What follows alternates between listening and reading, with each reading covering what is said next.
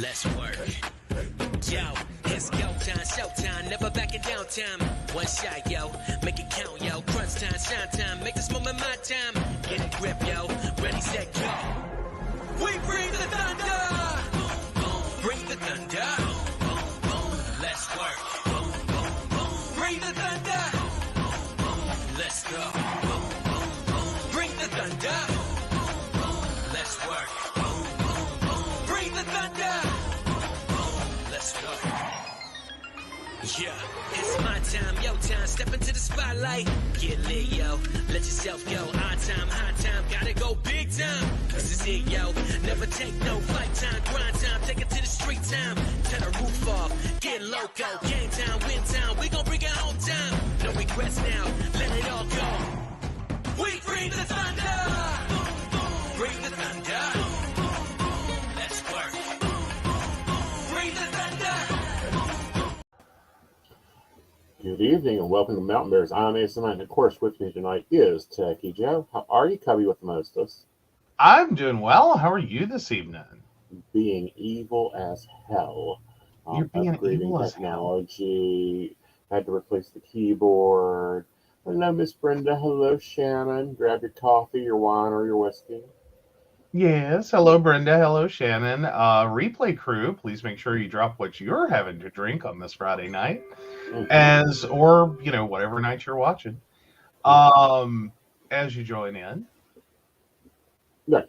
And also, let us know. Make sure you comment. Make sure you like, you subscribe, you do all the fun YouTube-y things, the fun Facebook-y things.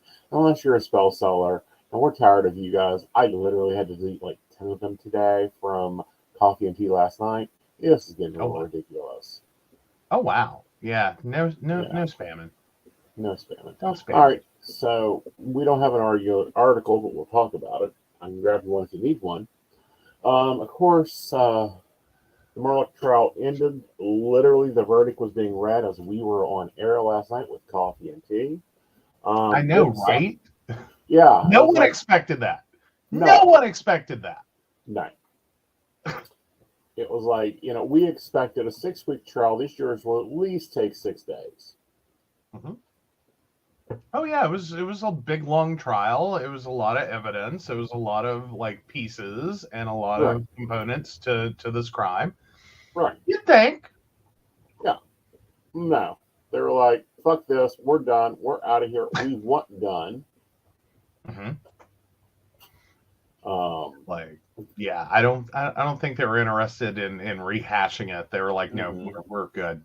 3 hours is how long it took the jury to return a verdict, or less than, technically.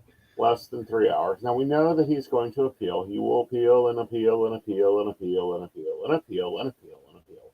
But we also still have him on another another 99 charges. He's got 99 charges and needs another one for, I don't know, lying in court, lying to prosecutors, lying to whatever. But, but he got 2 consecutive life sentences with additional 10 years on both. And it will be interesting to see if the appellate courts pick it up, because it's got a 403 one in it. And, this is something the appellate court likes to review, so they may look at it. What's more interesting is his assets have been under liquidation, because we know that he's the lawyer that stole from his clients. They've recovered $2 million. Of course, the firm went back and paid all the clients that he had stolen from. But there's other thievery going on. Oh, yeah. Well, the law firm didn't really have a choice on that one. They were, and I see, but I still sit there and think that,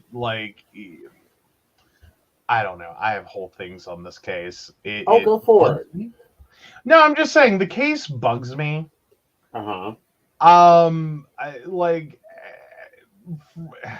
Primarily in, I think this trial got so bogged down into every other bad thing he had ever done, right, that it seemed really easy And I think one could even make the argument, and I think it may be interesting to go back and find out, at least from jurors, what influenced their decision. If they inadvertently got bogged down in the, like, dude's a bad guy. Right.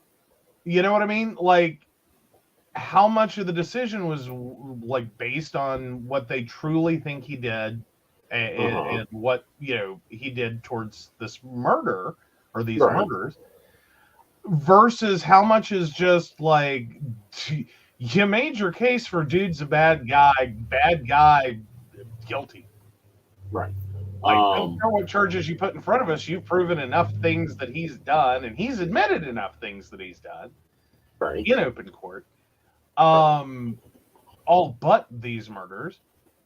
I struggle with, could you really at that point make a fair and impartial decision, or were you just so like blindsided? Well, that's just it. It was one of the jurors are speaking out. And what they are saying is actually what convicted him was his own testimony. Okay, how so? Because he got on the stand and admitted that he had lied, that he had committed perjury. Said he wasn't there. He was there. And then the video. I was certain it was Alex's verse. Craig Morrow says, Carpenter, who said he recalled the background voice he heard during his first watch of the video captured by Mayloff's son. The video was taken at the family's dog kennel by Paul, and who was that night later brutally murdered among the mother with his mother. Everybody heard the voice, Moyer said, referring to the other jurors. Commented that it came vote came just hours after he voted to convict Murdoch, concluding that the small town, So yeah, it was the video. He knew what he wanted to say. He is a lawyer. He said, I don't see any true remorse or compassion or anything. What was more interesting here, and I'm synopsizing this, is not once did Alex say, I wish I had stayed, I wish I could have been there. I wish it should have been me or any of that. He did not say any of that on the stand. He did not cry. He did not show any remorse, any grief on the stand or off the stand.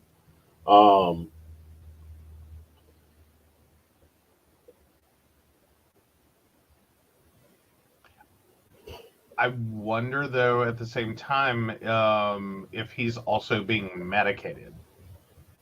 No. Because weren't there some psychiatric issues? There's psychiatric issues, but there was no recall. Like the whole time he was on the trial, the only time he was showing any emotions was when it was he knew the camera was pointed at him. Okay. As soon as the camera panned away, he would stop showing emotions. Yeah. Well, but then again, you would think that while he was on the stand, right? This is your moment, dude. This is your moment. This is your moment to plead your case. This is your moment to, do things, say things, be, make it clear that it's not you. And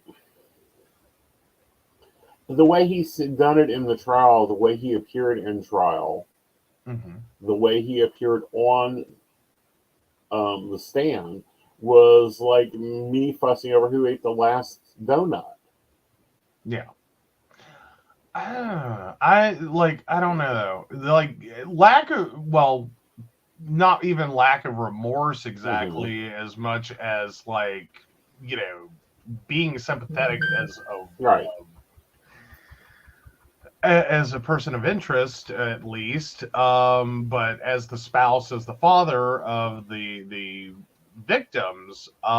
It sounds like that and a little bit of cell phone video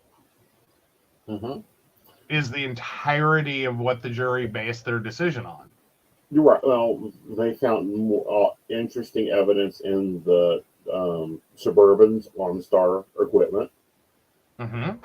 Which that's going to end up being really controversial. It will be, because it shows exactly where he's at every second. Yeah, it just continuously updates not only just where he's at, but what he's doing in the vehicle. Yeah. Like if he's turning the radio on, rolled the window down, has his seat, like it records all that. And I think that was like evidence upon evidence. Well, I in kind of independent of this trial, I think it's also horrifying. Right. Well, like it's basically a black box recorder mm-hmm.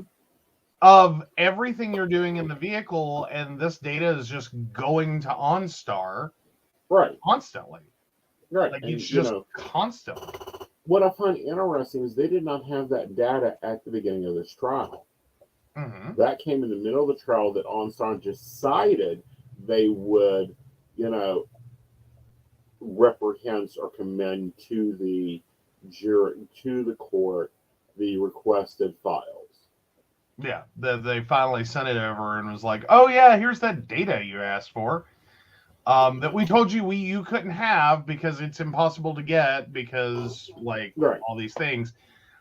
And I wonder how well GM's going to deal with the fallout of that. I mean, I just can't see. I would be pissed. Yeah, as a vehicle owner, as a prosecutor, as a defense attorney, as a victim. Okay. What? You can't tell me where my car is, OnStar? My car has been stolen. It has OnStar on it. You can tell that, Alex took 22 minutes at his mother's house and paused in the driveway for up to a minute. But you can't tell me where my car is. Yeah. Yeah. I also I see that side of it, but I would also think that people concerned about their privacy should be really upset about the fact that they bought a vehicle. They're getting into a vehicle that effectively acts as an incredibly detailed. Granted, we all have cell phones. I get that. Right. But that more so gets into location data. No, it gets into a lot more than location data. It gets into movement. It gets into use. I think that with the Apple, I don't know if they went into Maggie's Apple Fitbit because they were talking about the steps the phone took, but it can get into, it stores a lot more data than that. Well, and I get that, but that it has more to do with the phone and the usage of the phone, which is one thing. I'm talking about the fact that this is storing, and again, I just can't call it anything other than a black box device. That GM's operating, that it's telling you all the details and parameters of the vehicle at any given moment. Right. And it's just reporting that, here's your speed, you hard brake, you did you swerve, all of that is occurring. Did you use your turn signal? Well, did you use your phone? Literally, it can tell you, did you use your phone, because it would activate the Bluetooth devices in the car. They were looking for it to connect to Maggie's iPhone, because we all believe that Alex threw the phone out of the car. But I find it interesting, and I'm sitting here thinking back to the Kia. We would get in the car, your phone would connect automatically. It always connected automatically. You never had to do any damn thing for it. My phone, you had to do something to make it connect. Well, or more importantly, you had to get away from the house and be the only primary phone. Technically, the way it was set up is my phone was primary. Yours was a secondary device. Right. So if we both got into the car, or both phones were near enough to the car, then mine connects automatically. Yours it can see, but it doesn't automatically connect it until it gets to a point that it can't see mine. Right. So that really wasn't much for me, but I could see the Lehman reason until you live with a car that automatically connects to Bluetooth. And that's like, oh no. Okay. Yeah, it was just like, no, that's not how it works. That's cute. That's not how it works. Oh, they were trying to, okay, because of the data they were trying to find. Right. Not realizing that if he's the primary driver of the vehicle, many of these systems will connect to only one phone. Well, one, they generally connect to only one phone at a time. And two, even if they're capable of multiple device, it's gonna connect to the one that's the primary driver, usually, who tethers their device. I'm just, I don't know. I'm still horrified at the amount of data that, I'm amazed. Well, yeah, I'm amazed. I'm also horrified. I'm just sitting here going, did consumers really have an understanding? Well, that's you're going to go buy a GM. That's a good question. That's a good question. How much information do you think your car carries with it? Well, yeah, and more importantly, did consumers have any idea when they're buying these vehicles that this is going to be a pretty pivotal fixture in any trial for any car? Because now, like GM just let the cat out of the bag. We can tell you everything. We can show you in detail. Yeah. Everything that was done in that vehicle on that day at that time, like where it was, what it was doing, did they brake, did they do this, did they do that, in a continuity. I just can't see why any prosecutor would ever not be like, oh my God, it's a GM vehicle, please call OnStar and get me the data. Right. Well, that's just it. OnStar is being very much not doing that. Well, they haven't been, but now that they've done it, again, I can't see that not being, they're not going to have a defense in the future. Right. Oh, no, we don't know where the data is, or no, we just saw on national television. You're getting that data, you got that data, you can make this available.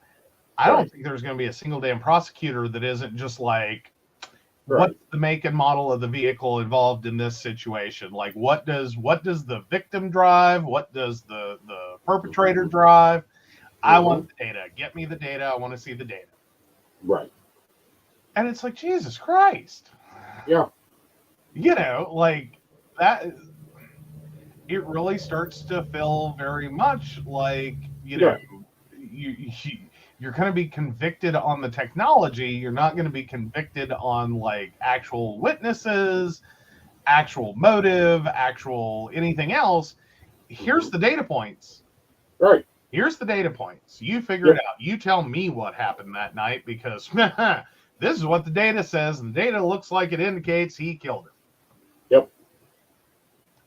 I feel like that's a big part of what just happened in the Murdaugh trial. Is it was here's the data points. Right. Well, I think it was very surprising that he arrived at the kennels 20 seconds before calling 911. Right. And supposedly checked the bodies. That was a totally made up story. He already knew they were dead. And he just pulled up, put it in park, and hit the dial. Oh, is that what the GM data was showing? Is that he just basically sat there for 20 seconds and just 911, what's your emergency? Exactly. Oi. Yeah, didn't even disengage his seatbelt. Oh, God, see, that's one of those data points. Crunchy. Yeah. I mean, so in effect, OnStar was just a star witness at this trial. Right. OnStar sat here and told the story from the vehicle perspective, what happened that night. Of course, then again, that also presumes, did they get door open data? Did they get, and that's what I'm saying, because that's going to be additional pieces, because God knows it's the country. Right, because what happens when you open a vehicle's door? Pardon? What happens when you open the Kia's door? Well, the lights go on, and there's that little dingy noise on the driver's side because your damn key's in the ignition. And it also creates an event in the data that the command center has come alive, or lights have come on, or this. Yeah, so when you put it all together, it showed that he didn't even unbuckle his damn seatbelt. Yeah, the fact that they literally could have taken this data and mapped it into a software that showed everything that occurred, just put a blank crash test dummy in the driver's seat, strapped in, and you could show what he did when he made that 911 call. Right. Is that he drives up, he puts the vehicle in park, he sits there for a second, dials 911, doesn't unbuckle his seatbelt, doesn't open the door of the car, doesn't get out of the car. He does nothing. Right. So, like any story he tells of, I checked the bodies, I got out of the car, was looking for them, blah, blah, blah. That's all bullshit. We know that. Right. We saw the data. Right. Now, what I'm going to wonder about for a while is what, and this might be very critical and important, is how much of this data is stored in the vehicle and how much of this data is captured in individual event pings. And can pings get lost? Well, that's just it. The data about the operation of the vehicle, the entertainment center coming on, connecting the phones, that type of thing is stored in the vehicle. It's that $500 to $2,000 computer that can go bad and wreck a car. The other is like the location, the speed, all that. That is actually stored in the OnStar system. And the FBI couldn't crack the OnStar system. Okay, so more importantly, the OnStar system is what collects all the telemetry, basically. Right. Is where are you going, how you getting there, where were you as you move? Yeah. And then the actual black box, which is literally black box, is the computer of your car. They usually are seriously black boxes. That is what stores the rest of the data just on a continuous loop or just forever. Well, it's does it one day run out of space and write over itself? But it takes years. Yes, it takes years because it's binary code. So how much binary code can go into an 80 gig hard drive? Well, but then again, it all depends upon how many data points are you collecting, when, where, how, and why. Right. And how are those exactly being stored? What format are you using? If it's just a simple binary string with a timestamp, you could potentially hold a lot of data there. Yeah. Like if it's just time, date, stamp, and here's your thing. Now, I also want to wonder, though, if there's room to argue that this is the wrong day's data. No. Could you ever possibly argue? Because he lives there. It's or it's one of his homes. Right. He's there often enough. I wonder if they're ever going to be able to argue that the timestamps are wrong. I don't believe so. Timestamps are wrong. Right. I don't believe so because they synced up through multiple devices. Okay, so the timestamps of one device plus one device plus one device, because effectively you're going to have the satellite ping for the data for OnStar. You're going to have the cell phone ping. And the cell phone ping for the individual cell phones. And then the black box device in the car. There may be a few minute fluctuation, but you can find a point where everything hit at once. Exactly. And then line it across that, car hit the network. Right. Car, doors were unlocked and car started. And then, cell phone connected to Bluetooth. Which, moreover, I think I have a problem with the fact that also means Apple is storing a lot of connection data. Yeah. Which, not that that's surprising. We knew this, and that's been a thing. Especially over in Android world. It's not been as big a deal over in Apple world. Yeah. But it was a huge deal years ago. That the reason that Google Maps results were so accurate is because it was effectively using all the Android devices to gather the location of various wireless routers and map them. Yeah. So that it could even more specifically narrow down by the surrounding networks and the signal string where you were. And that became a big deal, that it was collecting that much data, that it was enhancing mapping function beyond GPS location, that it could get you into mere feet. Yeah. Like, you got to be between here and here within a square footage of this. Right. Because this Wi-Fi network is this far from you, this Wi-Fi network's that far from you, and this other Wi-Fi network, it's simple triangulation. Right. It's the same way that, like, cellular triangulation works, but on a much tighter scale. So, and it's the same way that GPS location works.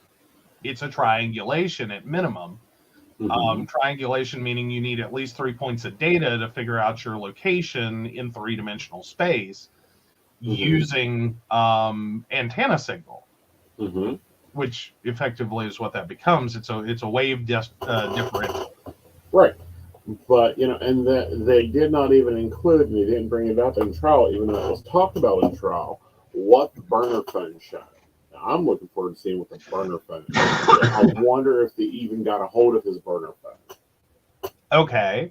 So in addition to his normal daily use, like most people have a cell phone, so he was also operating a burner phone. Like, was that like long-term concurrent, or was that just a like recent purchase prior to the murders? Long-term concurrent. Okay, so usually that's indicative of you're doing something continuously illegal that you need to be able to talk about, or moreover, you've become aware that you might one day do something. Well, I say illegal. I shouldn't call it illegal. That's not necessarily true. Right, because that also comes up in like divorce trials. Right.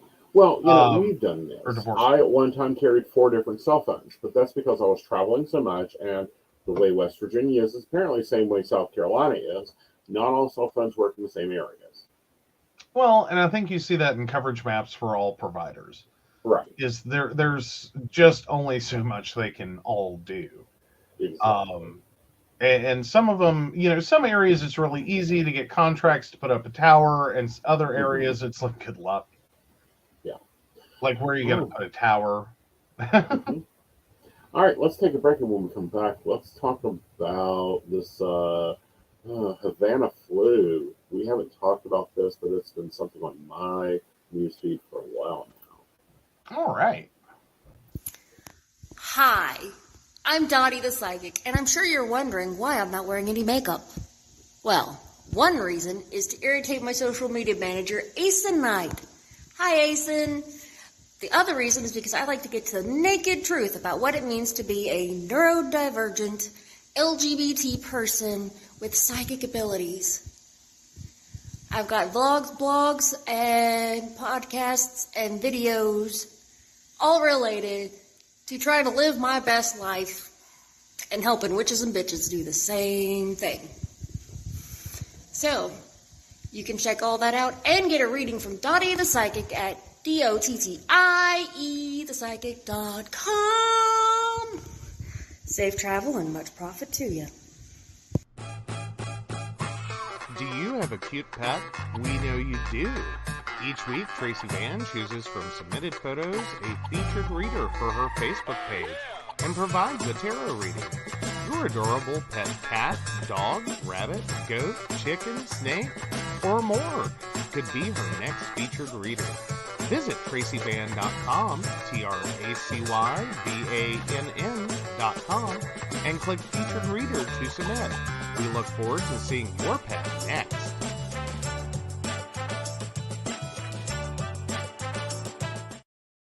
Hey everybody, Lady Gwendolyn here, and I am here to tell you how to get in contact with me and a little bit about what I do. I am the High Priestess that works with shadow work to help you grow and heal. And I work with access bars, Reiki, I do power forms. I'm recently getting into crystal healing, sound therapy as well. So you can go to Lady Gwendolyn Healing, that is LadyGwendolynHealing.com. Book your appointment with me. I do in person, I do over the phone, I do over Zoom. We can do that as well. My main goal is to help you grow and heal, because I've been there, I'm still going through it, and let my strength help guide you. See you soon. Hey everybody, Natalie here from The Pendulum's Path. If you are in need of guidance, direction, spiritual connection, healing, or more, you have come to the right place. I have worked as a psychic and a medium for over 3 years, connecting people from all over the world with their loved ones, giving them insight and guidance into their current situations, their past healings, their blockages, and what they need to know in order for them to have a better future. It would be my absolute honor if you would come to my website at www.thependulumspath.com. Visit my shop. I have a whole bunch of crystals, oils, balms, mystery boxes, and more. And visit my services. I offer 15-minute, 30-minute, and 60-minute sessions. I also have email readings available if you're not comfortable with the one-on-one session with me, or if you just want to try me out. I encourage you to come visit me at the Pendulum's Path, and let's get you back on the right track today.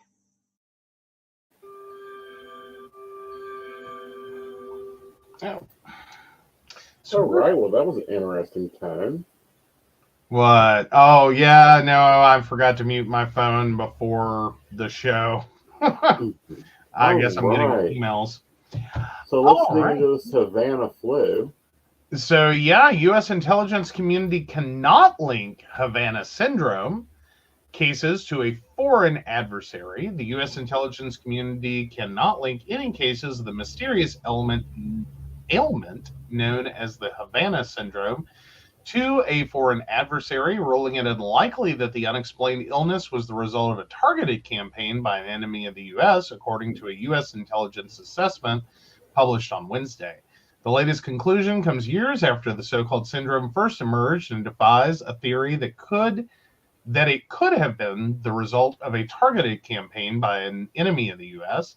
The new assessment echoes an interim report from the CIA last year that found it unlikely that the anomalous health incidents, as they are formally known, were caused by, interesting sentence there, CNN, were caused by a sustained worldwide campaign by Russia or any other foreign actor. Wednesday's assessment also goes further in finding that there is no credible evidence that a foreign adversary has a weapon or collection device that is capable of causing mysterious incidents, U.S. intelligence officials said. Officials also explained that the medical analysis has also evolved in a way that points away from adversarial involvement.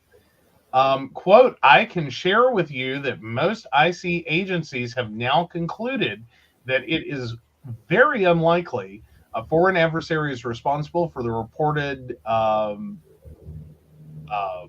Havana syndrome.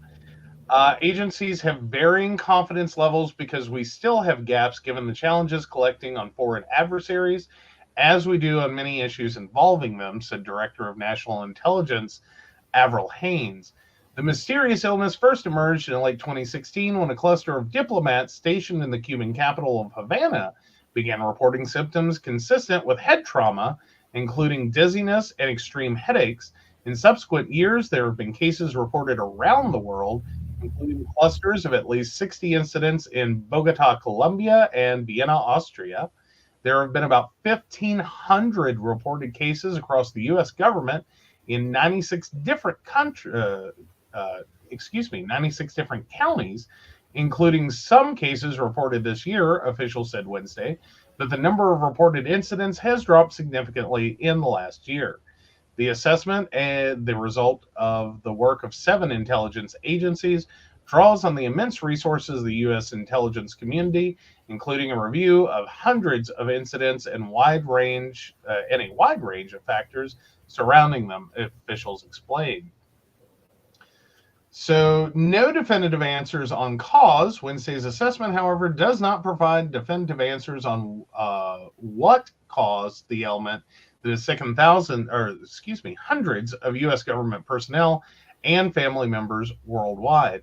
There is no one explanation for these incidents. Instead, there are many different possible causes, including environmental as well as social factors and pre-existing medical condition, officials said. The assessment is likely to lead to further frustration among those impacted who have chastised the U.S. government for not taking the condition seriously enough or slow rolling the investigation.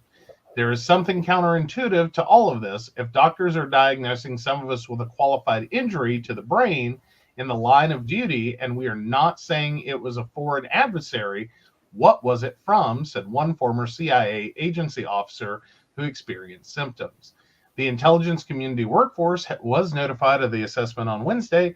Officials said sufferers were notified in recent days that the assessment was coming, and some received a call from CIA Director Bill Burns, one source said. In a statement, Burns said the assessment is one of the largest and most intensive investigations in the agency's history, stating that it reflects more than 2 years of rigorous, painstaking collection, investigative work, and analysis by IC agencies, including CIA. I want to be absolutely clear, these findings do not call into question the experiences and real health issues that U.S. government personnel and their family members, including CIA's own officers, have reported while serving our country, he said. Oh, so it's an extremely aggressive investigation. The investigative efforts were, quote, extremely aggressive, involved a high degree of risk, one official explained. Intelligence officers vigorously studied what happened in the hours, days, and weeks surrounding the incidents, the official explained. In some instances, they found malfunctioning HVAC systems, which can cause discomfort to humans, and in other cases, there were computer mice that created surprising disruptions. We weren't finding what we expected to find, said one of the U.S. officials. There is no one explanation for any of this. So, it looks like I doubt this is what I call a bluff. I think they know. I think they don't want to admit it. I think we have seen the same thing released on other things like Agent Orange. No, there isn't a case of Agent Orange. Or for the more younger viewers, the Gulf oil fires. Yeah. I have some issues with this. And I don't want to go tinfoil hat on and go, it's a cover-up, it's a conspiracy. Let's not go tinfoil hat. Let's go factual. Yeah. We know that microwave waves can and does create problems. Yeah. Well, there's that. It's not unimaginable that one could have a weapon. I think their bigger problem is they're not really seeing enough of a overlap. Well, I find it interesting. Let's see what's been going on for the past year. Mm-hmm. So we have the war in the Ukraine. We have the war in the Ukraine. We have Russia losing in the Ukraine. Okay, so where are you going to put your resources to? Trying to win a war, or just take out random diplomats for no reason? Okay.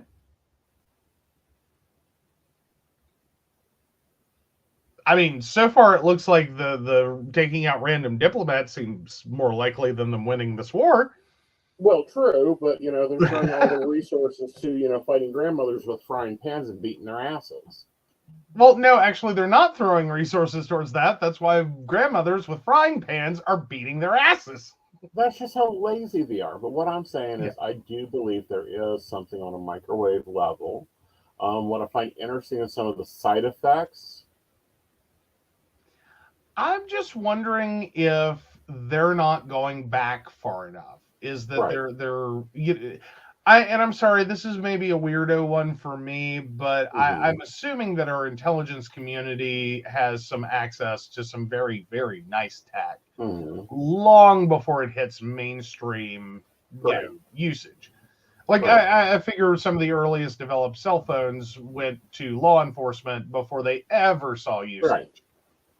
And I'm sure much the same for if anyone remembers the 90s, the satellite phone was the thing. Mm-hmm. Like that So was you're a spy. You have to be a spy. You have to be a government agent, because who the fuck else owns a satellite phone? Yeah. All right, I'm sending something to you in private to read because it's too lettery for me. Okay, too lettery for you. Oh my goodness. So, including scientists inside and outside of government that found that pulsed electromagnetic energy emitted by an external source could have plausibly caused the mysterious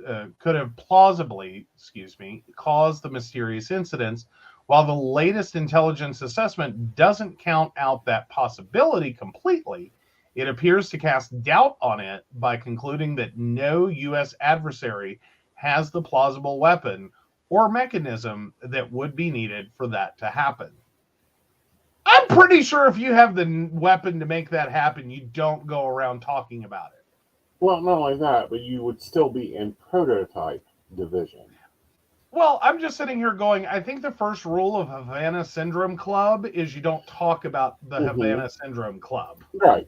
But pulse pulse emitting electromagnetic. Well, pulsed electromagnetic energy. Yeah. Well, that so is hard to create. Well, basically, it's a giant, massive release of. It's an EMF device, or EMP device. Excuse me, electromagnetic pulse. It's basically a giant release of electricity that is highly magnetized. That effectively can scramble electronics, and should have been a clear indicator that such a device being used. I think the problem they're having is that for the level of problems, it's not only that it's a pulsed electromagnetic energy, it's a focused level of it. Right. Is that you're not talking about go back to your sci-fi here for a minute. The EMP was the big thing, all the rage, early 2000s. So many sci-fi shows, TV, movies, all that did the EMP destructive wave theory. Here's the problem. All of those devices were talking about this one ginormous release that you can't control. Right. Good luck. It's going to go up like a flippin' nuclear reactor. Is it just mushroom clouds? Not in a that kind of destructive or radioactive force, but in the equivalent of just electrical energy being dispersed, and it's going to fry anything it comes in contact with that's electronic. Right. What generally didn't exist in those was the idea that it was going to be human harmful. Generally, in those sci-fi conventions, the humans are fine; they're just deprived of their technology because it no longer works, because it's been scrambled. But what they're arguing is if you could beam it and literally beamform it and shoot it at someone, and more importantly, most likely target their head, is what this would suggest. Because you're having memory issues, you're having this issue. I do think I remember reading there are brain scans that show alterations in the human brain. Yeah. So all of that would suggest it's a pointed weapon, or it's something that's very local. It's very localized. That would be your alternative theory, is that instead of being a long distance and beam formed, it's just a small, very local effect. Like you could put it under someone's pillow. It's not, or you could put it in headphones, or you could do this, that, or the other. That would be very small, very local, very personally disturbing, but not enough to scramble everything and anything around it. Right. So like a little baby e-impulse. Right. Which then further goes on to question, how small are we talking? How powerful are we talking? Right. How much there's a lot of little things that come into play there. Right. as to the viability of like what is mostly a theoretical weapon. Right. In this case especially, being used to harm other human beings. Right. And yes, to some degree, you would think that there would have to be at least one person in the world working on that. Right. And I mean, because there's always someone working on a next weapon or next device.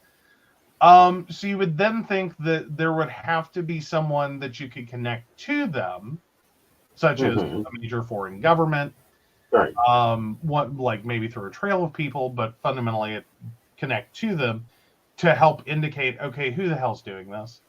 Right. Like, oh, this one scientist over here was courted heavily by the Russians, China, Right. some random country in the world that no one knew we had a problem with, but hell, we have a problem with now. Right. To ultimately explain how do you get from what would mostly be a theoretical concept, maybe, Right. to a fully functional, highly practical, completely usable, discrete, Right. obviously no one noticed, Right. discrete device that you could put in a place or get near enough to someone to use without it being like, what the hell did you just do to the power grid? Right. Like, what did you just do to that entire bank? Right. What did you just do to the entirety? Because Mm-hmm. that's part of the EMP problem.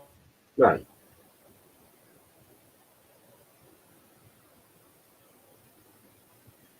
Hello. All right, we're checking here. I'm here. Is that Joe's here. I'm here. There you are. Oh no, it's got us. Oh, so yeah, so Shannon says the cats finally got to move in. My black cat is hiding under the couch, and the other one is trying to mad dash into my bedroom every time the bedroom door opens. Also points out the show Leverage has a couple episodes with an EMP gun. That's just taking it to the next level. But if TV shows and movies have it, someone's probably already started actually working on it. At least in theory, and that's where I keep saying theoretically. Mm-hmm. Like, Mm-hmm. yeah, there's a lot of sci-fi that has jumped ahead on technology and theories, Mm-hmm. far advanced than what we actually have. All right. It's Well, the next theoretical evolution. let's go a little closer home. Unfortunately, Tennessee has signed a felony drag show bill bans gender-affirming care. So if that sounds familiar enough to you, that's because West Virginia was looking to do much the same. But yeah, Mm-hmm. public drag shows will soon be illegal in Tennessee after the state's Republican-controlled General Assembly passed a bill criminalizing the performance art form, and the state's GOP governor, who himself has dressed in drag, signed it on Thursday.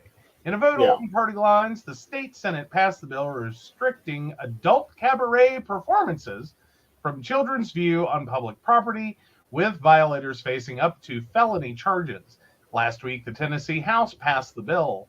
Governor Bill Lee signed the bill within hours of the Senate passing the legislation, according to local media. The law redefines, quote, male and female impersonators as adult cabaret performers and bans, quote, adult-oriented performances that are harmful to minors. Drag performances could not take place on public property or in venues accessible to minors. Lee vowed to sign the anti-drag measure recently, despite himself having enjoyed drag in the past. On Saturday, a Reddit user shared an image of Lee wearing a short cheerleader uniform, pearls, and a wig, while posing alongside two girls in men's suits on a school sports field. According to a caption, the photo is from a 1977 yearbook. After being confronted about the image of him in women's clothing, Lee feigned outrage that someone had compared what he may have done in the past to the false GOP boogeyman of sexualizing kids through exposure to drag queens, reading books, or singing Disney songs. Quote, "What a ridiculous, ridiculous question that is," Lee said, an exchange captured and posted on Twitter by the Tennessee Holler. Conflating something like that to sexualized entertainment in front of children, which is a very serious subject.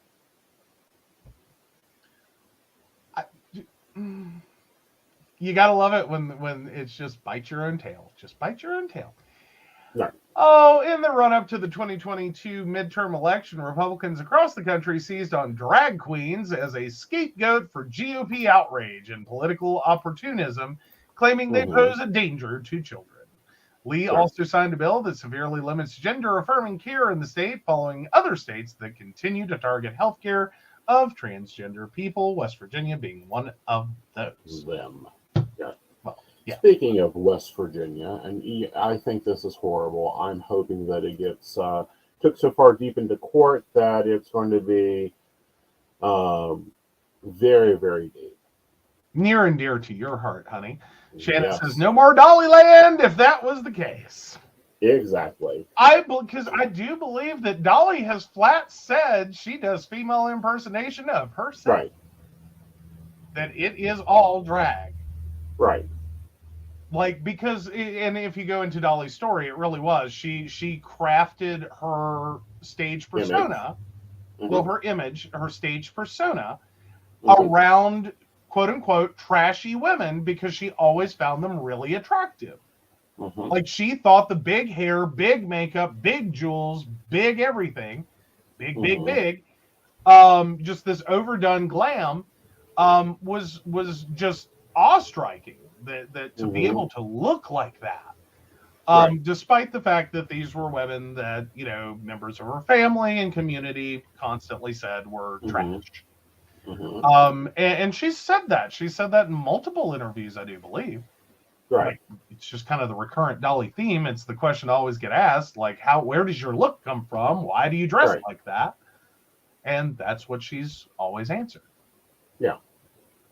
So, yeah, poor Dollywood. Yeah, well, you know, I think it would be interesting to see if Dolly actually took a stand on this. Very true. You know, because it would be very interesting if Tennessee began losing some of her benefit. And I think us fans should be calling for Dolly to tighten Tennessee's tax strings with this, you know, especially since, you know, drag queens are reading to children, and, you know, that is one of Imagination Train key tenets there. And I do believe Dolly has been quoted as saying this is a very sad turn of affairs. So we will see where this goes. We will see where these bills go. Yeah, I could see Dolly very much showing up to a performance in either doing one of two things: either shutting performances down to a point that it complies with the law, and then stating that, you know, this is why I'm effectively a drag performer. Y'all could go to prison. Yeah. I could go to prison. Or Dolly having the moment where for the first time ever, she shows up without the wigs, without the heels, without the makeup, without the jewels, without the tight clothes, and shows up looking like her Saturday or Sunday morning preacher best. Right. And horrifies the world. Because I'm sorry, she's what, almost 80? Right. Like, hair and makeup and heels are holding her together, honey. And glue, and there's a lot of things going on there. You know. Yeah. But it'd be interesting. But alrighty. It will be interesting to see what happens. Dolly normally does not take here. She normally doesn't make statements on issues like this, but you can see it in her actions. Yeah, I was going to say, she doesn't make direct statements, but boy, she has a tendency to come out swinging. she has a tendency to come out really swinging, and it's just very sad that we've reached this point in the United States that we now act like Russia on one half of the country. Mm-hmm. And we're going to go to the other side of the country here in a minute, and they're billing it as one thing, but it can become so useful in others. But let's go to Fairness, West Virginia. And our lovely delegate Ty Nelson, who apparently is sitting on committees hearing bills like House Bill 3042, but at the same time is at the bar drunk. And we'll take direct quotes from him, shall we? Facebook users, you might want to head over to our YouTube because we may lose it on this one. Right. Ty Nelson, queer. I'm going to end him, you fucking FG. You fucking queer reporter. Whoa, man, Ty, what did I do to you that got you this mad? Nelson, I'm going to kick your ass, you fucking queer. Ends call. That is quite the quote. So it is being reported by the ACLU and Fairness West Virginia and a few more news outlets that Charleston, a sitting member of the West Virginia legislature, Delegate Nelson, reportedly harassed and intimidated a member of ACLU of West Virginia staff over the phone Friday night. On a call, Nelson, Republican of Randolph County, allegedly used homophobic slurs and threatened violence against the staff member. Hours before that call, the legislation heard a public hearing on HB 20, a license to discriminate bill. So I just want to correct real quick. That's Delegate Ty Nestor. Nestor. Yeah. So there's been a lot going on with this one. Mm-hmm. Now they also point out, welcome Fairness West Virginia to this. They've released the following statement about the incident. There's absolutely no place for hatred and bigotry in our legislature. Delegate Ty Nestor. Pardon? It's too late. It's been there. It's staying there, apparently. Okay, so Delegate Ty Nestor's behavior last week debases the office he holds, and he should resign. If he won't, then the House of Delegates should, at the very least, censure him. The Speaker should also remove him from his committee assignments. Will any of that actually happen? Probably not. We've already seen how Speaker Roger Henshaw and other members of House leadership respond when their members get caught using anti-LGBTQ rhetoric. In 2019, then Delegate Eric Porterfield hinted that he would drown his own children if they ever came out as gay. What did leadership do? Nothing. In 2020, then Delegate John Mant got caught using homophobic slurs and disparaging fellow Republican legislators. What did leadership do? Again, nothing. Not long after Porterfield called LGBTQ people the, quote, modern-day version of the Ku Klux Klan, Mand called our community the alphabet hate group. Still nothing. I'm sure this incident with Delegate Nestor will be no different. The silence from Speaker Henshaw says it all. Slurs and discrimination are welcome in the people's house. Legislative leaders should wake up to the fact that ignoring this bad behavior is dangerous. The silence only encourages more hateful or more harmful rhetoric, and it tells legislators that using slurs is fine as long as they're homophobic. The people of West Virginia are fed up with the lawmakers embarrassing our state. Delegate Nestor wasn't the first, and he certainly won't be the last, but mountaineers must understand that legislative leaders aren't going to fix this. The only way we're going to get people like Delegate Nestor out of office is if we vote them out ourselves. Mm-hmm. Yeah. See, there needs to be a way that we can sue. There needs to be a way, like, we start suing and fighting and going after them insanely. Oh, yeah. Yeah. And continuing. Sorry, having to do some cleanup here. I know. We had a little, there we go. Yeah. All done. we had a spammer in the chat, so they've been taken out. Thank you. Bye. Bye-bye. Mhm. Farewell. Do not return again. Yes, there we Yeah. go. Yeah. Alrighty. Now, it's been really unfortunate that West Virginia cannot seem to get out of this mindset that all we are looking for in West Virginia and our legislators is for them to come in and pander to, 51, 52, something like that % of the voting state. And not even really to any religious morality, but more so to a feel-good effort of hate. Create laws that are totally partisan and completely built around demonizing groups of people for nothing more than living their life. Yeah. Trying to help their community. Trying to keep the paper. Yeah. Like, I don't know, trying to keep the lights on in West Virginia. Yeah. We're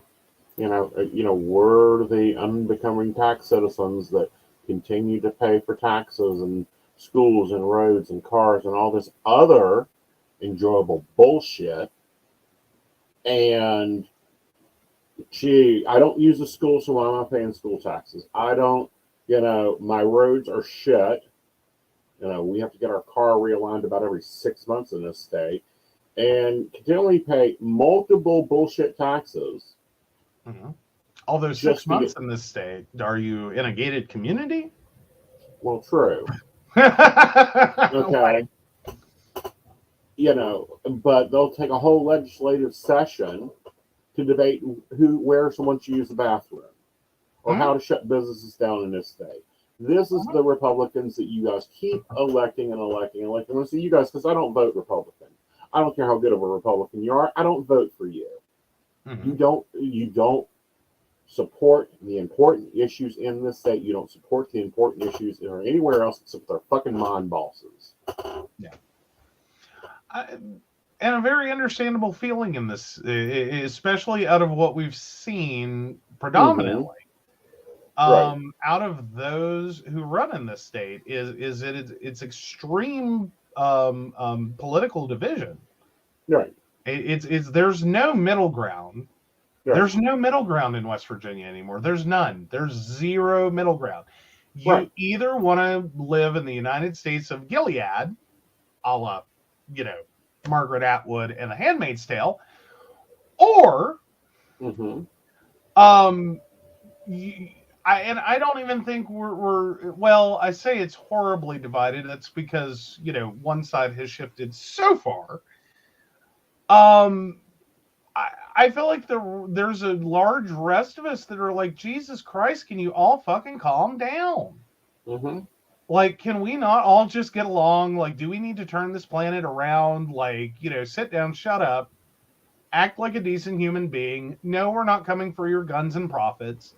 We're just saying, can you be a decent fucking human being for 5 fucking minutes? Yeah. And like, give a shit. Yeah. That's who I'm looking to vote for. Personally, that's the why I keep checking all those D's on my ballot. Is like, can we just get like an adult in the room? Can we just get adults in the room, please? So we can have a conversation in which we are not sitting here demonizing every flippin' person. Right. And just, or giving reach around hand jobs to business. Right. Every time we turn around, can we just like maybe have a theory and a thought that involves the general people who live in the state and how the hell they're going to put food on their fucking tables, where the hell they're going to work, how the fuck they're going to get there, and how they're going to actually be able to work if it's not a commutable job, i.e. if you're working remotely. Because we have infrastructure issues in technology just as bad as the infrastructure issues we have with our roads. Right. and our water and our Mhm. sewer. And you name it, we have an infrastructure problem with it. And they are massive. And they are decades, if not centuries, almost, plural centuries at this point, in the making. Right. Because our general water system is 100 plus years old. None of it was meant to last this long. And we just keep going. Right. Well, We don't it address kind of reminds me of when we were down working at the Crystal Lotus. We would make the commute every day from Mhm. Oak Hill to, well, not every day, but every day we were supposed to be down there. And part of the bridge just collapsed in the middle of them debating where to go take a piss in this state. Yes. The bridge collapsed. Because that was the most important thing. That was the most important thing. Yeah. So let's they go had a whole ass bridge. Yeah, let's go into a flip side of this. And, a state has now been moved up in my ranking to possibly relocate as soon as I'm able to. Oh, yeah. So bills would let transgender people seal name change requests. This is from the AP and out of Seattle. You can change your name, but in many states, you can't completely shed your old one. Something that's of particular concern to transgender people and that legislators in at least 2 states are trying to change. A bill in Washington would allow gender expression and identity as reasons to seal or keep out of the public record a future petition for a name change. And a California bill would require the sealing of petitions by minors to change their name and gender on identity documents. In states where such petitions aren't sealed, transgender people can be susceptible to cyberbullying or even physical violence because their previous names, and by extension their lives, are an open book in the public record, advocates warn. Students, for instance, can and do easily find and share such records when they're looking for background on a new kid in town, one advocate noted. So Maya Zhao, a University of Washington graduate student, has changed her name in that state and said the publication of a transgender friend's name change records in an online forum led to relentless harassment, including hate mail. She wrote last summer to Democratic State Senator Jamie Pedersen to urge reform. Quote, "It feels very close to me," said Zhao, and who would not disclose the name of her friend, citing privacy.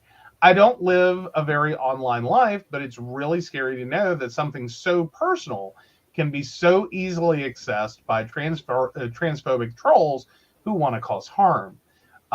Peterson is sponsoring the Washington legislation, which passed the Senate this month with bipartisan support and is expected to also pass the House.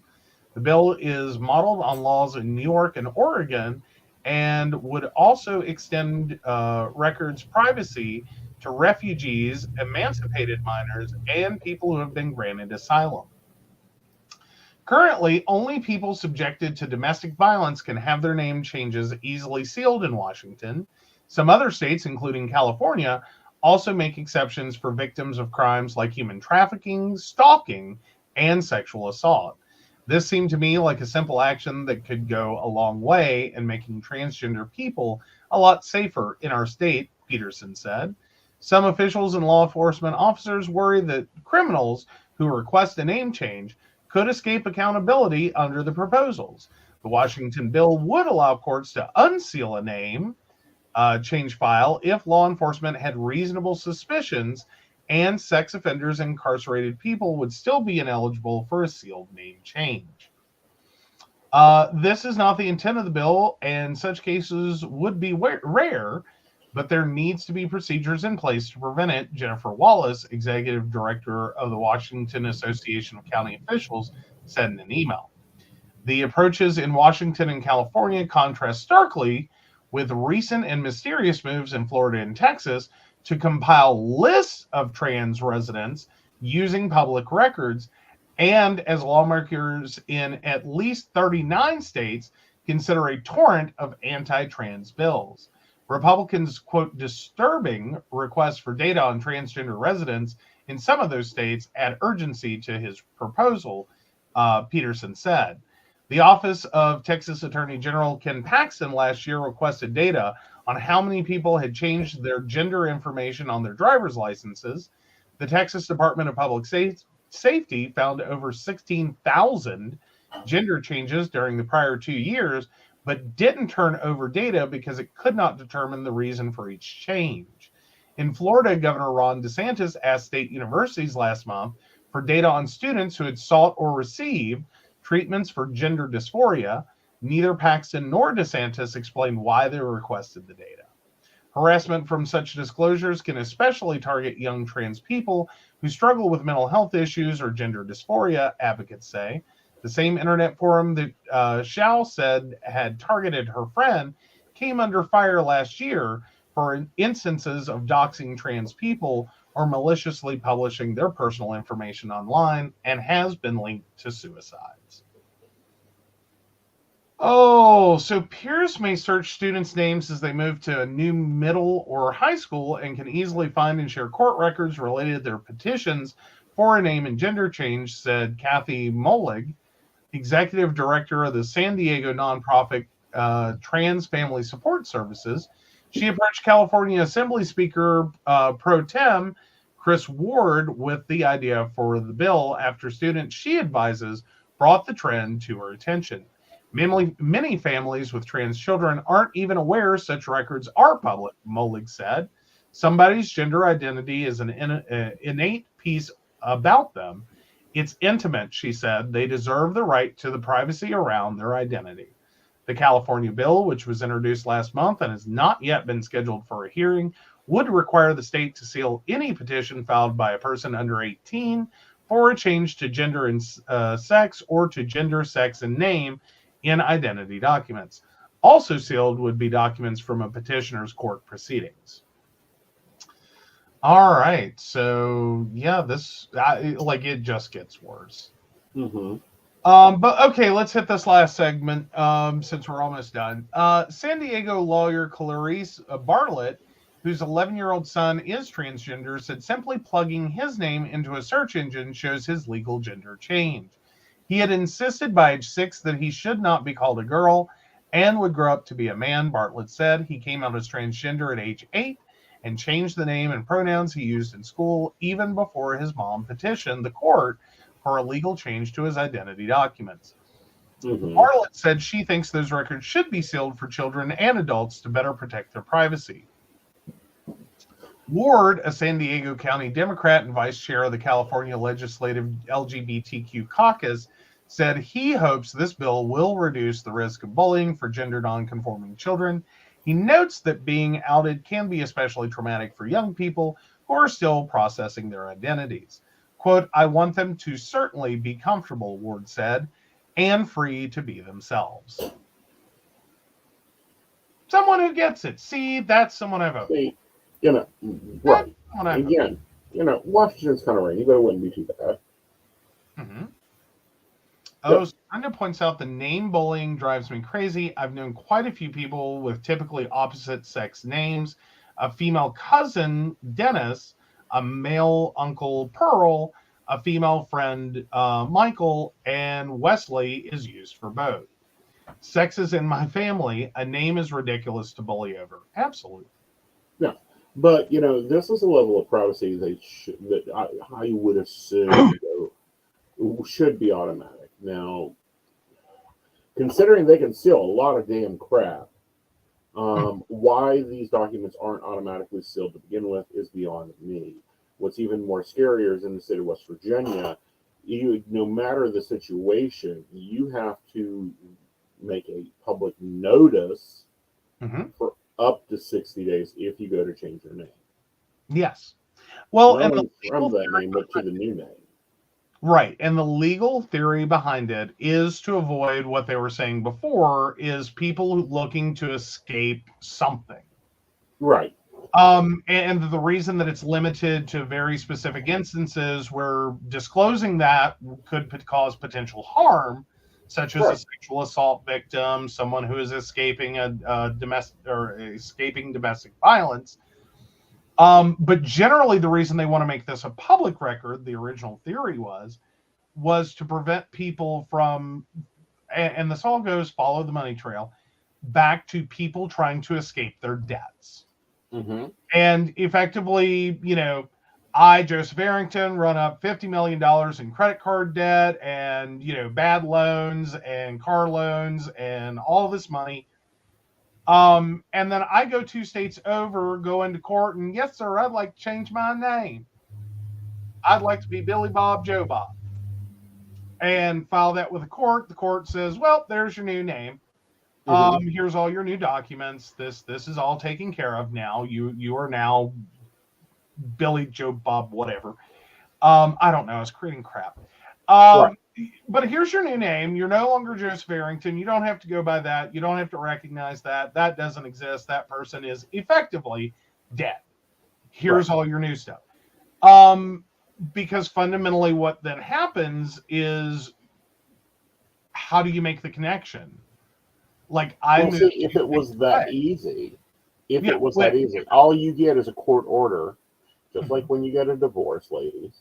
You have to then take that court order, go to every other damn thing you have, get those name changes done, file for the Social Security to be transferred over, and it's still a rigmarole that's 2 years, $10,000 before you get it done.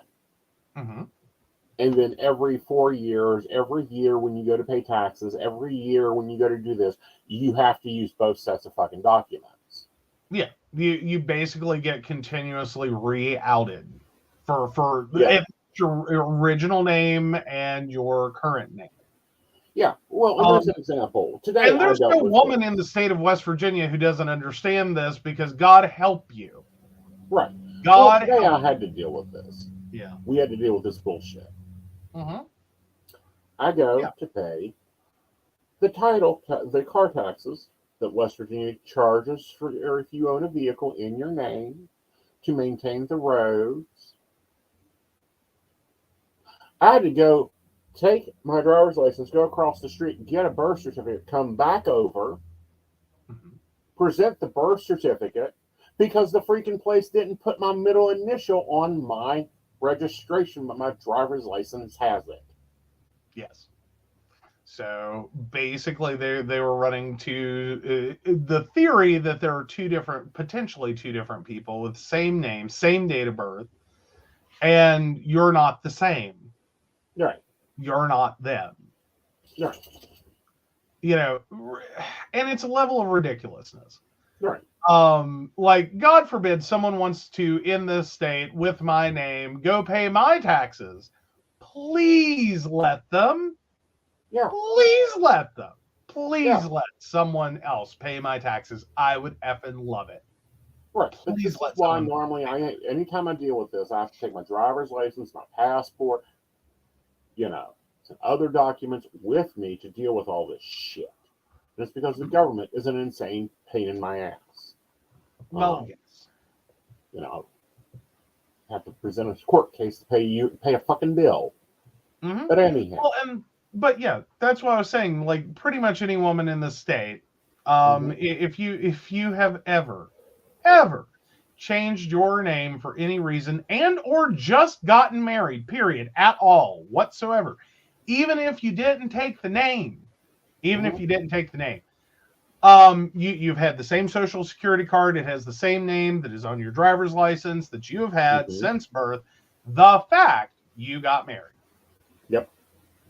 Means you now have to present your marriage certificate, because it's a legally identifying document, one, and two, it's the potential of a different identity.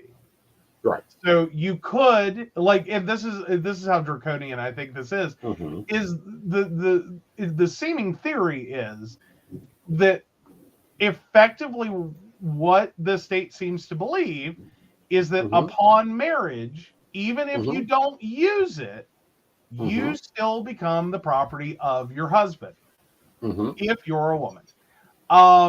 Because despite the fact you did not take his name, despite you never made any effort to take his name, this state acts like you did, or you could, that fundamentally it becomes an also known as alias. Right. But again, it's It blew my mind. insanity. It's insanity, the level of documentation that the average citizen that isn't within standard range has to fucking have. Yeah. All right, guys. We're going to take a break, and then we come back. We're going to go straight into finding out if Joe's an asshole in multiple directions this week. Oh, alrighty.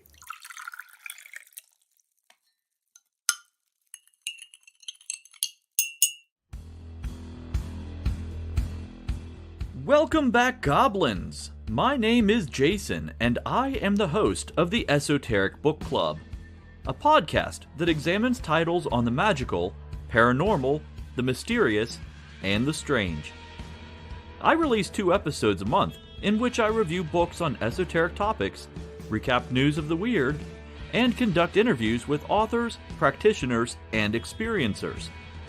The Esoteric Book Club can be found on every major podcast service, or can be streamed directly from esotericbookclub.org.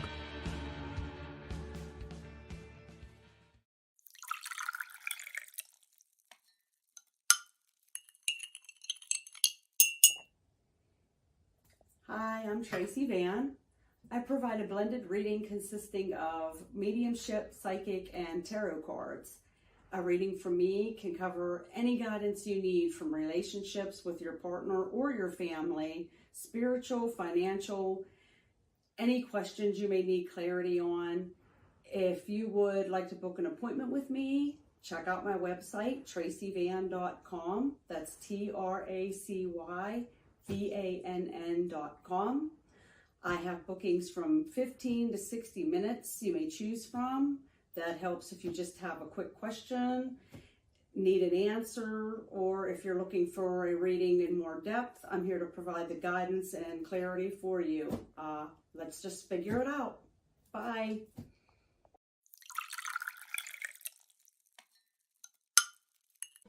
Hi, Techie Joe here. I work with Aeson Knight, some of the best psychics in West Virginia, to create amazing live streams and podcasts for the Psychic Coffee Shop Network. Together, we brew up great content discussing news, events, hot topics, and more, all from a psychic perspective. On the Psychic Coffee Shop, we interview amazing authors in the metaphysical realm. Coffee and Tea combines Aeson with Tracy, Dottie, Natalie, or Lady Gwendolyn for the good and the bad of being a psychic. Shameless Self-Promotion with Dottie the Psychic talks to leading and emerging YouTubers and business owners in our community. Mountain Bears brings you the latest in LGBT news and politics. The Psychic That Plans answers the question of, well, how a psychic plans. Plus, we're live on air. We take your comments and your questions, including psychic advice questions. Check out our amazing programming, book an appointment with top psychics, and find out all the wonderful things we have to offer at pcsbnetwork.com today.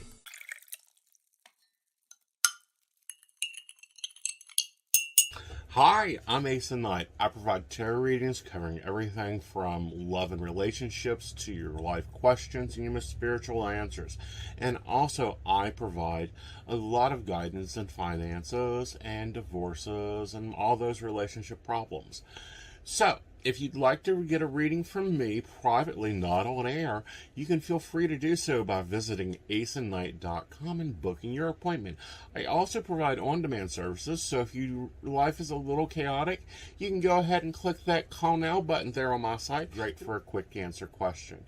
All right, guys, back to the show. Enjoy.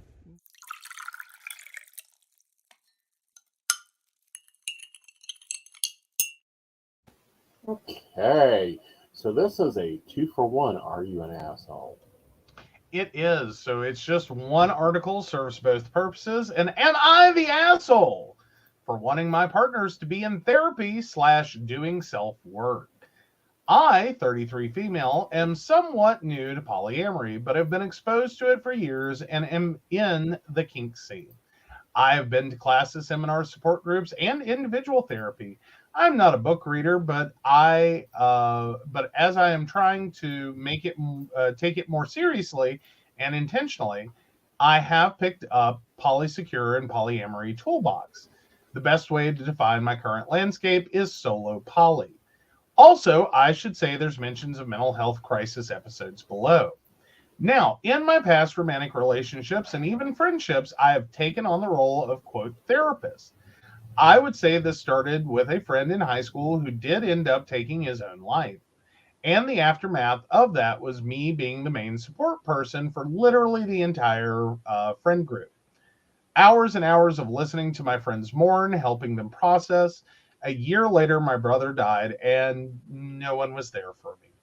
My first marriage was a similar dynamic. I was in therapy to learn how to manage their undiagnosed ADHD and depression. I financially supported us while he played video games all day. This is a very in the nutshell, but obviously there was a lot more going on. I've had multiple friends have mental health crises since then. In particular, one friend who is trans femme has asked me to call her in the middle of the night to make sure she's alive. I refused because I'm not qualified for that, and if she needed that level of supervision, I felt like she should be in an inpatient facility. And now, a year later, she finally is, and it seems like it's helping. In other words, I have my reasons for the below. Meanwhile, I've been dating a non-binary person, assigned male at birth, 35, for 3.5 months, and they just broke things off with me yesterday. Their reasoning that was when we've had defined the relationship talks, I have expressed a need for partners to be in therapy. The second time they reframed it for me in that my level of tolerance was that my partners are in therapy, but that I can't make anyone go. I think that's totally fair, and I appreciated the reframe. Both of these conversations, I might add, I wanted to hold off for a day or so because the first time I had the worst cold flu of my life, the second time I had a gnarly headache and body aches. I did make my need known, quote, this is important, but I'm not feeling 100%. Can we please reschedule? And that request was barreled through and ignored, but I figured they were having some sort of anxiety, so they needed to talk right away. So after a lovely Valentine's Day and a day trip, all of a sudden the text became short. They put off hanging out again. I asked if everything was okay, and they said it was. But then, after their therapy appointment, whom they were seeing before I came along, they came over to break it off with me because I had this requirement and they want their bodily autonomy. I explained that because I wasn't feeling well in those conversations, I lacked depth and tact. And frankly, I wasn't feeling well in those conversations. And I rephrased the requirement to, I cannot be the therapist. I cannot be the only support system. I need them to manage their own mental health, and I'll manage mine. I can be a support. I cannot be the support. They said this wasn't a negotiation. They made their decision, but they still want to talk and be friends. I assume because it's a small kink scene and they want to go to events. They also felt like they couldn't meet my fundamental exceptions, which to an extent they are right. I am an extrovert, they're an introvert. But I also felt like that was the beauty of polyamory to me. I didn't have huge expectations from them. I didn't want to climb a relationship ladder. I didn't need them to be at all my overstimulating social events. I could only ask for what they're capable of giving. I think it's also worth noting that they've only been exploring their gender and on HRT for 6 months, and they definitely have some sort of depression, anxiety, and they are diagnosed ADHD, but not treating or managing it, which to me, with something as big as gender, a therapist in your corner is the best thing you can do for yourself. I'm angry I spent all week with my anxiety that something was off, but I was told it was fine. I'm angry I wasn't part of the decision to break it off. I'm angry things I said while I didn't have the mental space for nuance are being used against me.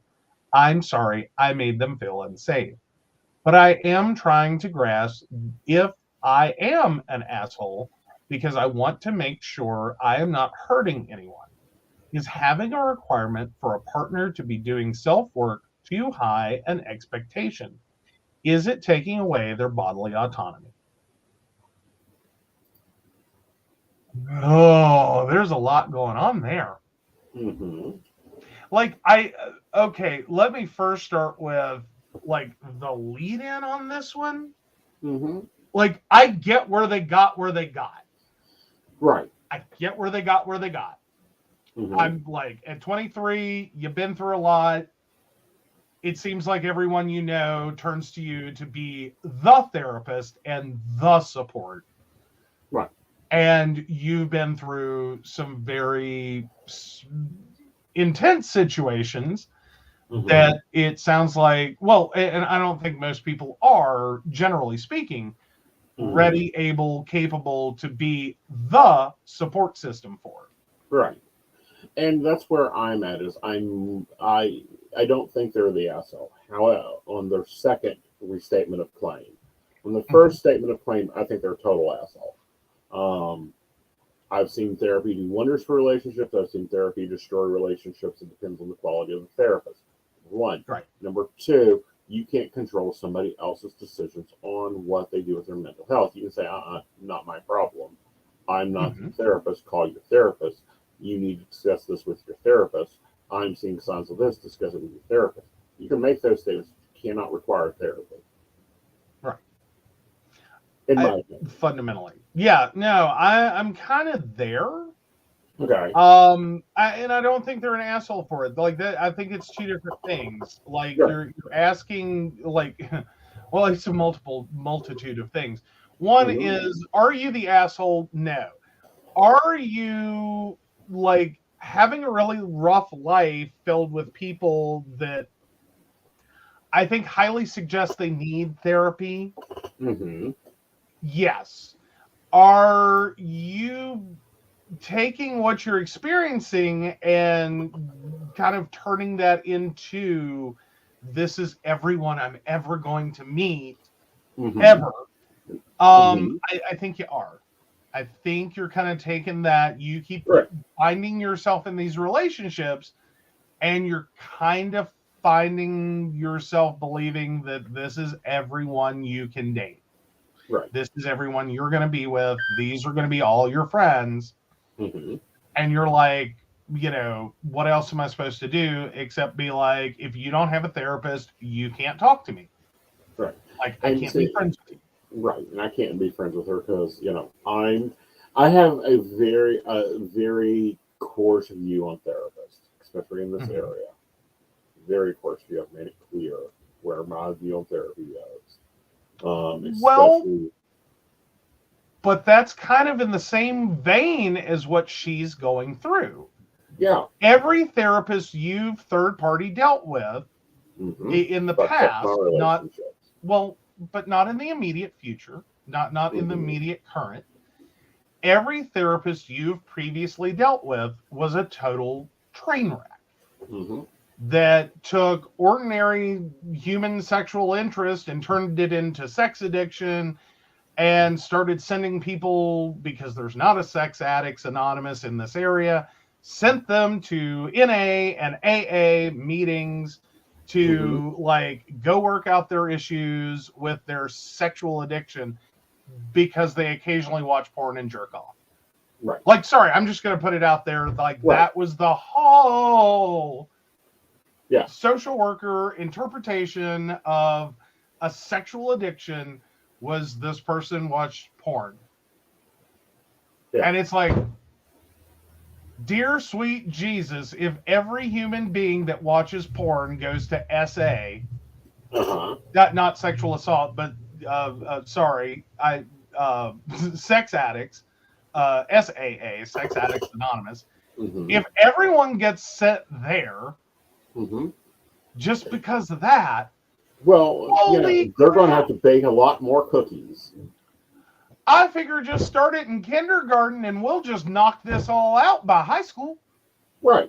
Like, just forget it. Like, we'll make it like the whole curriculum right there. We'll just knock it right out. At least start it by middle school. At least start it by middle school. I have not seen, not counting the current therapist, I have a very, very cold opinion on therapists. They need to know who Mel Robbins is. They need to know who Brene Brown is. They need to have an idea of what the ethical slut is, or I don't have time for them with any of my partners in my life. Right. Well, and I think more to the point is understanding what therapy is supposed to do and what therapy should never do. and generally speaking, therapy shouldn't tell you who you are. Mm-hmm. Therapy should help you figure it out. Right. So now if you go in and what you say is, I have a problem and I don't know what it is, and this is what I'm doing, and it's ruining my life, and it's absolutely horrible, and I'm making really bad choices, and blah, blah, blah, blah, blah. Looking at someone and saying, okay, sounds like sexual addiction, sounds like addiction in general, sounds like you have at least a compulsive behavior that you need to break in order to live your best life. Right. That's reasonable. That's what a therapist should do. If you go in and they just start bullying you with the, like, do you watch, pornographic films? Do you do this? Do you do that? Do you do this? And just start sluicing you out to programs? Oh, no. No, no, no, no, no, no, no, no, no. No, no, no. Like, I can create a list of these, but my second one is, if they listen more to a partner, parent, or other than they ever have listened to you, get out. Get out. Get out. Like, that is not appropriate therapy. That's not how this starts. Your interaction with your therapist is your interaction with your therapist. Your partner is or your partner, your parent, your whomever is an emergency contact in case of, like, a horrible event happens while you're in a session. In case there is some disturbing development. In case, you need to be put into an inpatient facility. In case, they start you on a medication and you have a bad reaction. That's predominantly where your partner, your spouse, your whomever exists in the role of therapy. Not as the person who goes and says, here's my list of problems. I'd like you to fix these. If that's the situation you've walked into, get out. That doesn't work. That changes people, not in ways they want to be changed, but according to the designs of someone else. That's a disaster. It's a disaster. But and I don't think that's what this person's saying. What this person's saying, I want you to be a better person today. Right.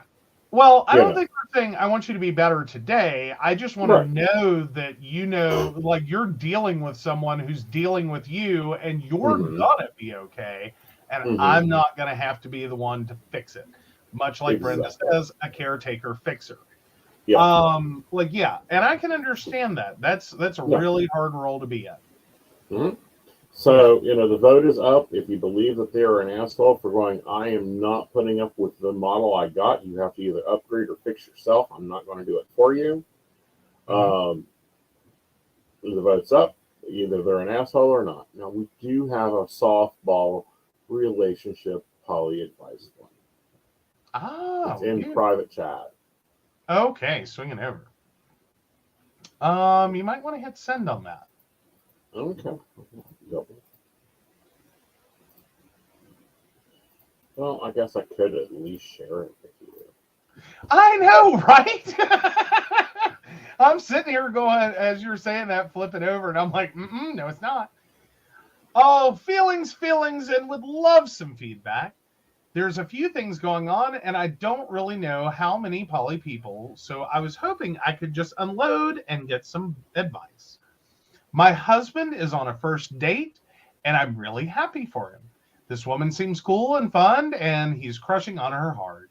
I've been going through a lot lately and have been depressed, so it's hard for him to believe me when I say I support him. But I really do. I don't know how else to tell him it's okay, and I'm happy for him. He's afraid he's hurting me, and I keep telling him he's not. I doubt there's a magic phrase I can use to fix it, but I was wondering if anyone had any verbiage I can use. 2, I went on a date last night. It didn't go well. The guy was fine, just not really my type. I don't want to ghost him, but I don't see it going any further. Should I just send a text message? He didn't text me at all today, so I'm thinking perhaps he felt the same way. Any advice would be great. Thank you. All right, number one, the simple phrase is, how does she like her eggs? Oh, really? Is that what we're going Yes. to go with? That's what I go with most times. How does he like his eggs? I mean, that's a level of nonchalant, but that falls more into the I don't care. Uh-huh. Like, I'm sorry, that's what I hear with that one. But then again, I don't think there's any good way to say it that's like, no, seriously, that is absolutely fine. Like, I am fine with this. I have no problems with this. I have no qualms with this. I wish you all the best. I hope you have a wonderful time. I look forward to hearing if you want to share about the wonderful time you had. Well, But what are some of your magical phrases? Oh, what are some of my magical phrases? Yeah. I don't to be honest, I feel like sometimes I'm in her boat too, or their boat too. Because there's not any clear whether this is she or he that's the OP. Oh no, Girl Without a Planet 82. Okay, sorry. Yeah. So I'm gonna go with female.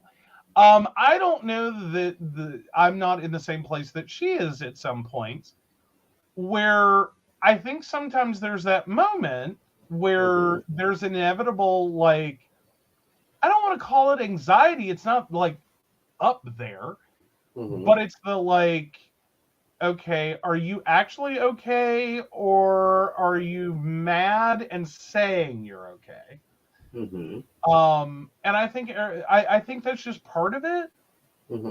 Like, I think she's trying to fix a thing that isn't fixable because it's just inevitably part of it. Right.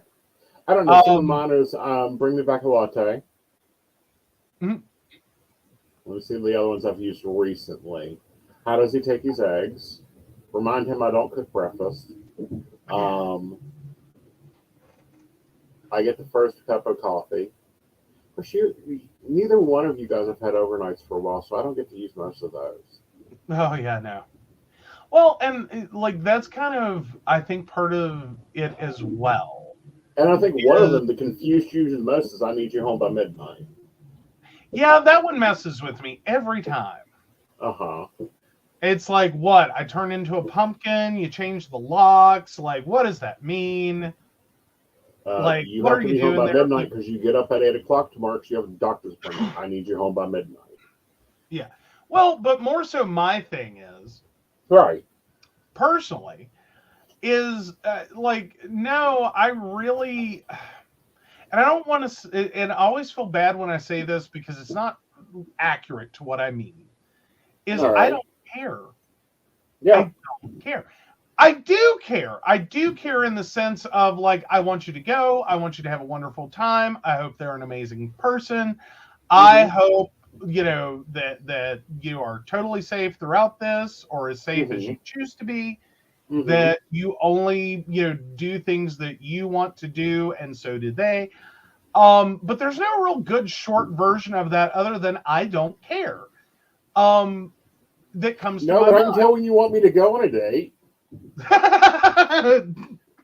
Okay. You start doing dishes. What? I can tell when you want me to go on a date because you start doing dishes. Price of tea in China. How does that work? I don't know. You tell me. What? Okay, fine. It was one of the most comical things I've ever seen you write. Where did I Give me a minute. I have to go and find it. Joe, have them bring you home before we go on air. I'd even go one step further and be like, or cancel or reschedule the show. One of the two, because I'm not going on air alone and facing Brenda and Shannon going, where the fuck is Aeson? Right. I don't know. He hasn't come home is going to sound suspicious, and they're going to call 911. I'm going to end up going to jail because that's my luck. And then you have to get home from your date and, one, bail me out, and two, deal with my very cold shoulder, and three, tell Shannon and Brenda to please not do that again. Right. Like, that's how that goes. Like, I could foresee that happening. Is if I go on air and say, I don't know where he is, they're going to call bullshit. Uh-huh. Well, that's because they know you have a tracker on me. I never hardly use. It confuses you. Oh, because we've been, does. you know, and he was like, "What the hell?" It messes up sometimes, and he gets really confused.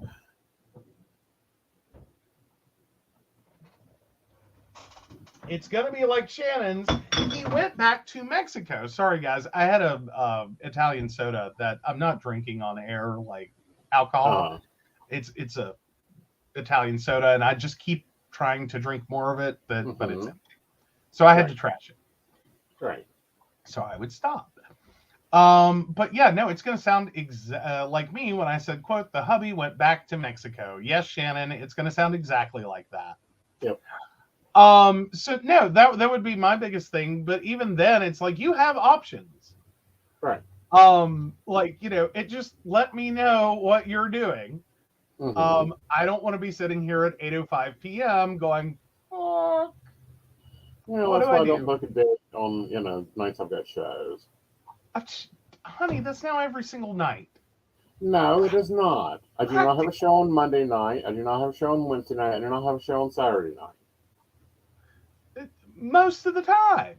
Mm-hmm. Like, hold on. This week, you were on air Tuesday night, Wednesday night, Thursday night, Friday night.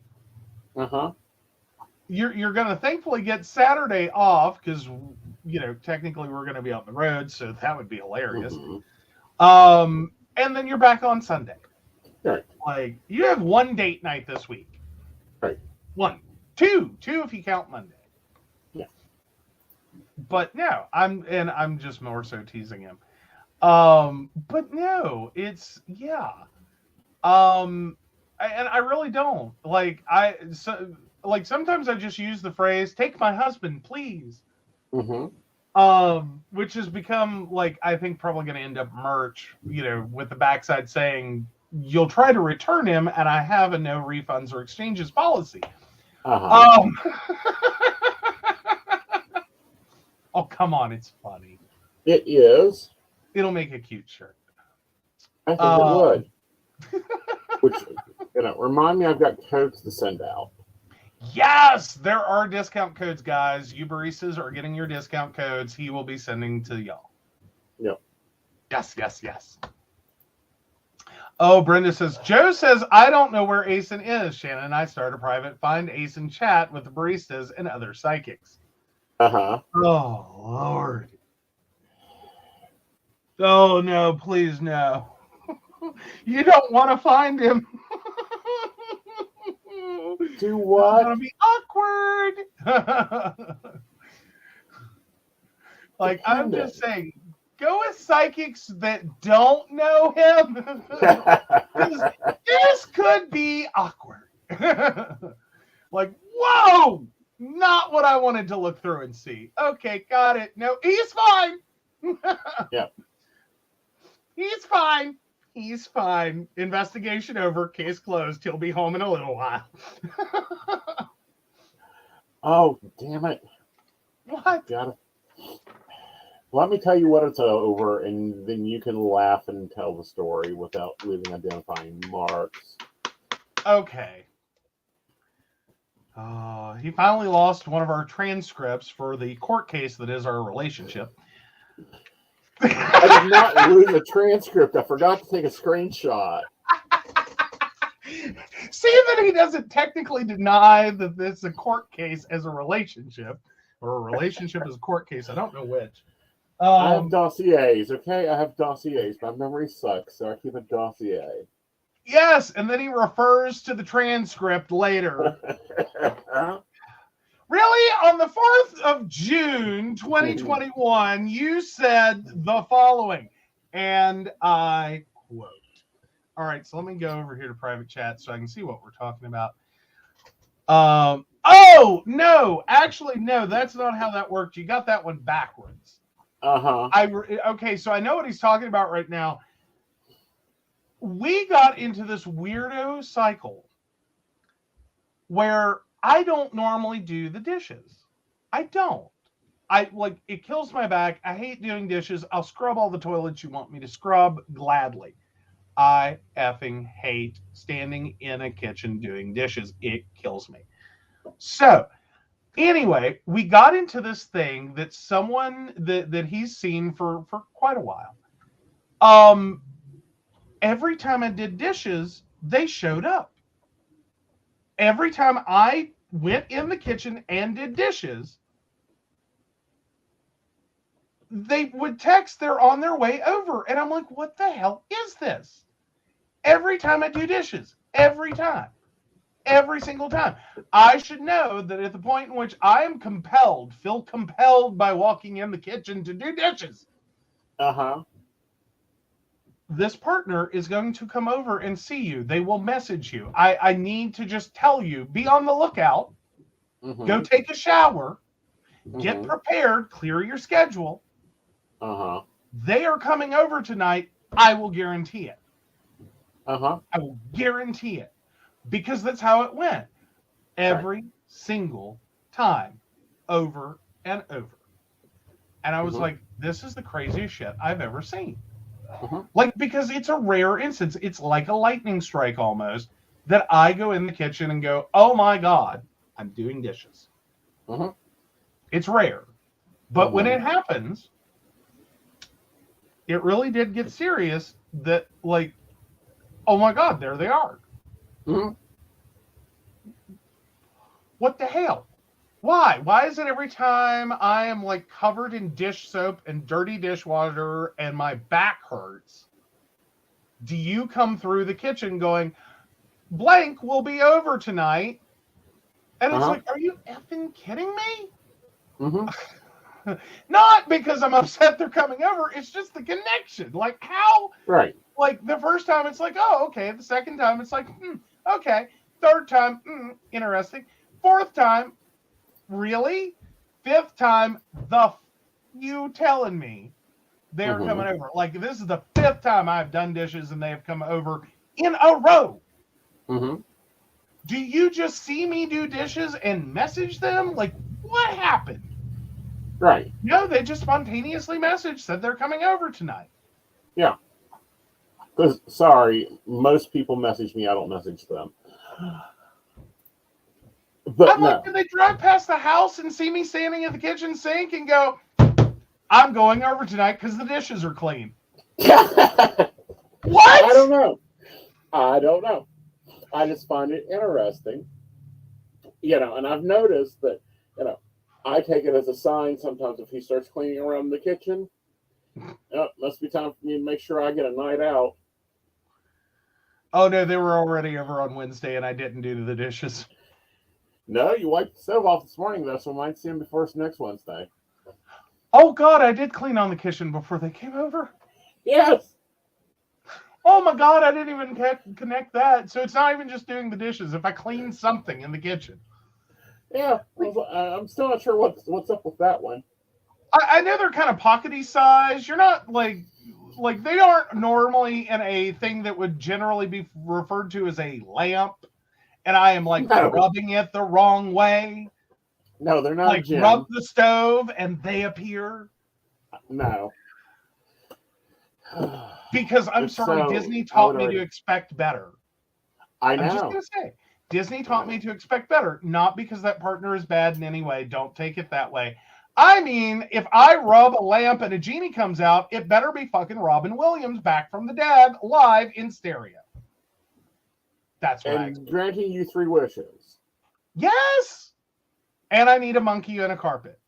So 2 are covered. Definitely not hooking up with Jasmine. You know what? I think the carpet's in this house. It's a flying carpet. I can park it on the roof. Okay. It'll keep it clean. All right, on to topic number 2. Okay, sorry. Hi. Hi, welcome back. I'm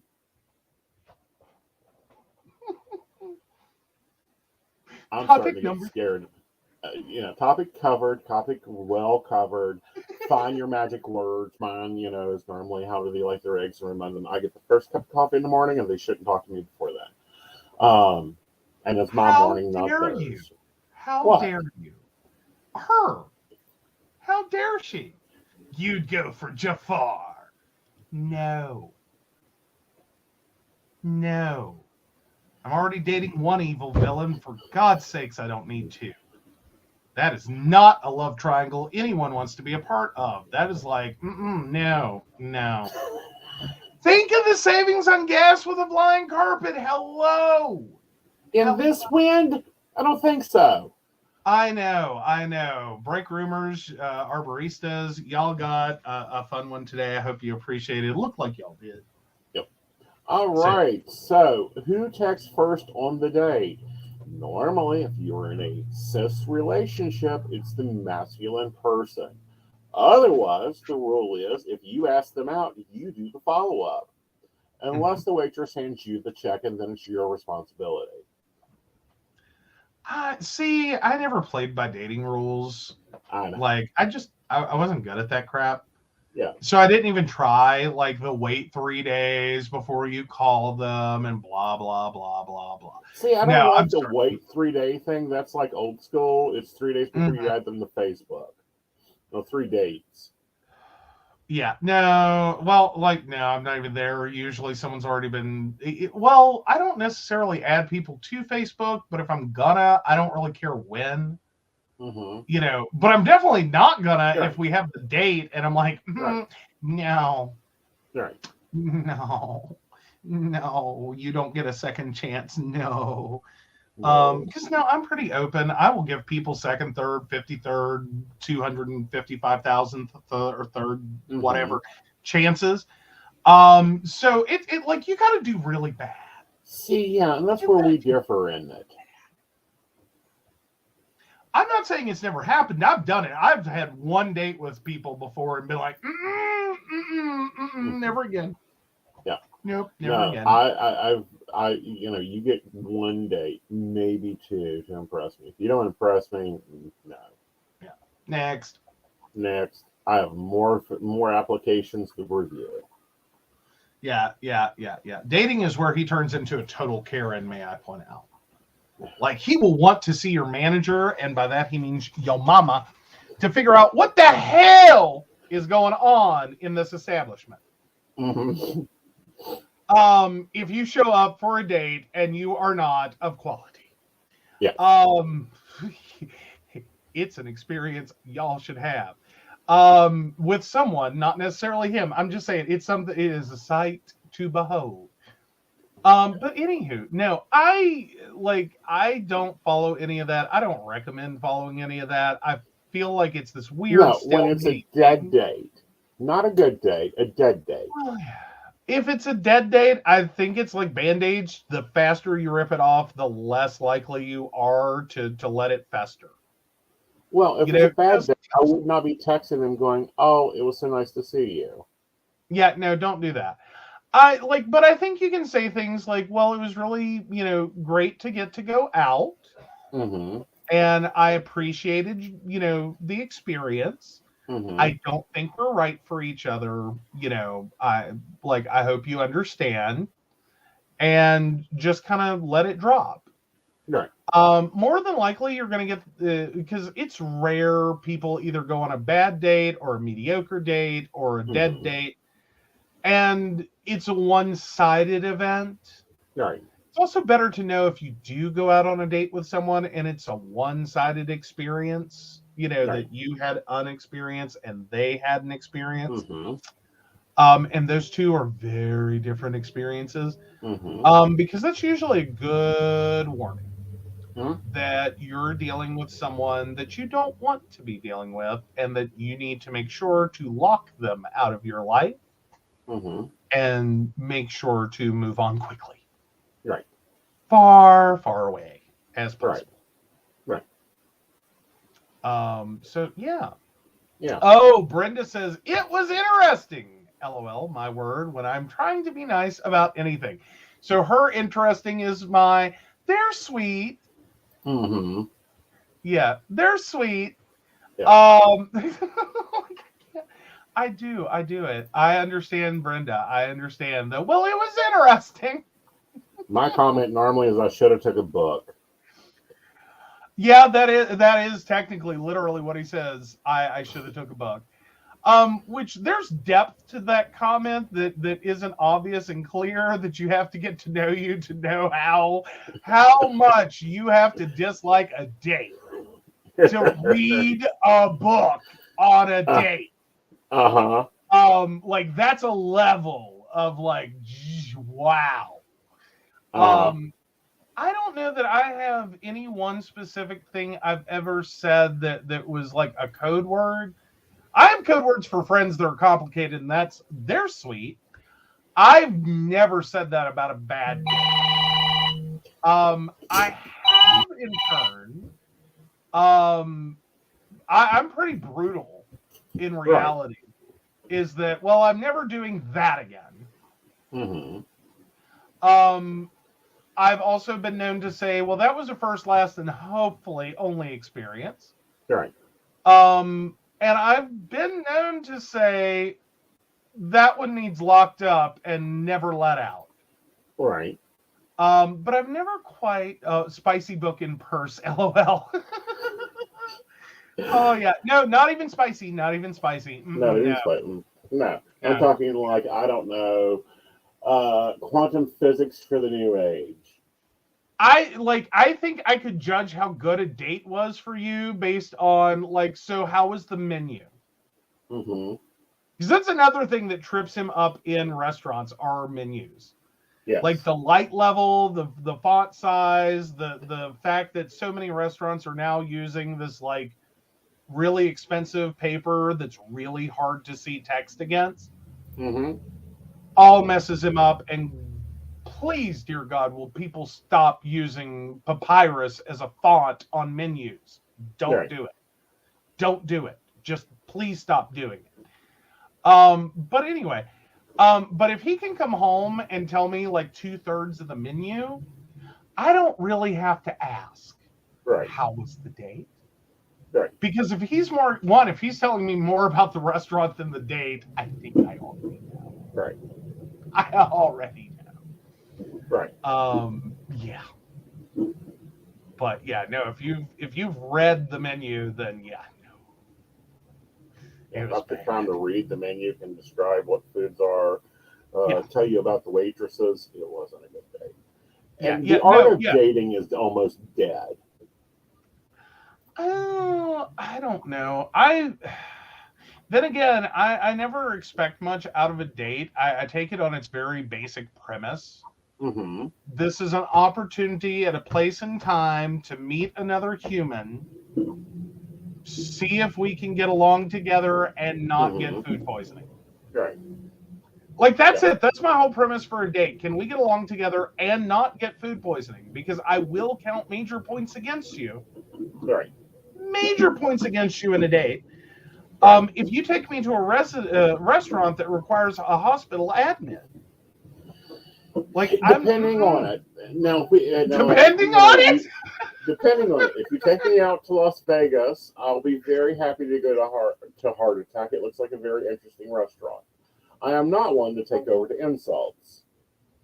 You're what now? That restaurant that just insults you. You get what you get. Oh, Dick's Last Resort. Yeah.